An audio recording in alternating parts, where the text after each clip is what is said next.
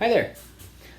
My name is Yochai Eisenberg, and I'm an assistant professor in the Department of Disability and Human Development here at UIC. I'm excited to tell you about a new course that we're offering this fall called DHD 206, Disability, Urban Planning, and Geography.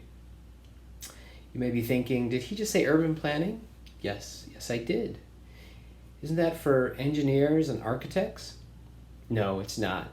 That's a common misconception, but urban planning is for everybody.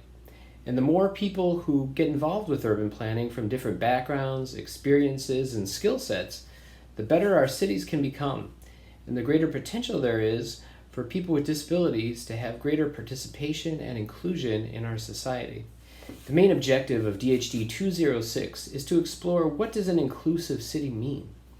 Students will be introduced to disability within the context of the places and systems that make up a city, and which can enable or disable people from participating in society and accessing food, recreation, healthcare, and employment.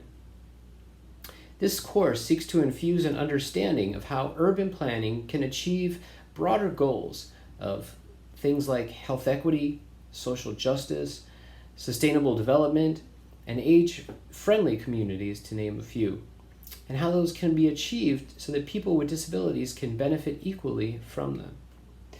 Finally, the course will be grounded in numerous examples and case studies from around the world of urban planning for inclusion.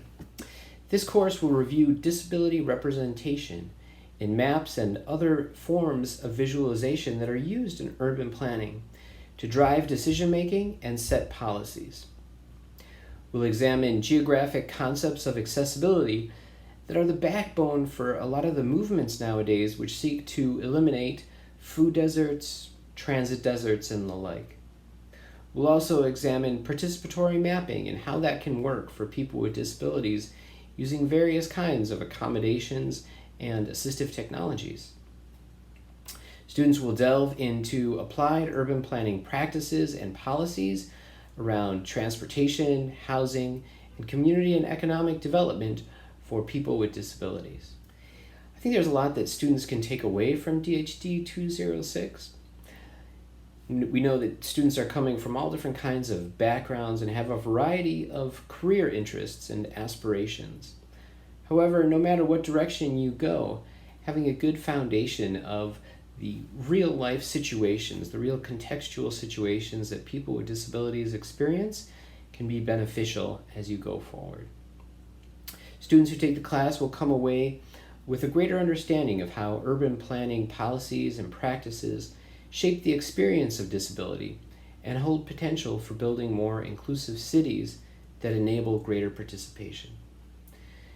Students will develop skills in analyzing urban plans and policies for disability inclusion, critiquing those urban planning efforts and policies that exclude people with disabilities, and developing some basic skills around creating maps related to disability topics.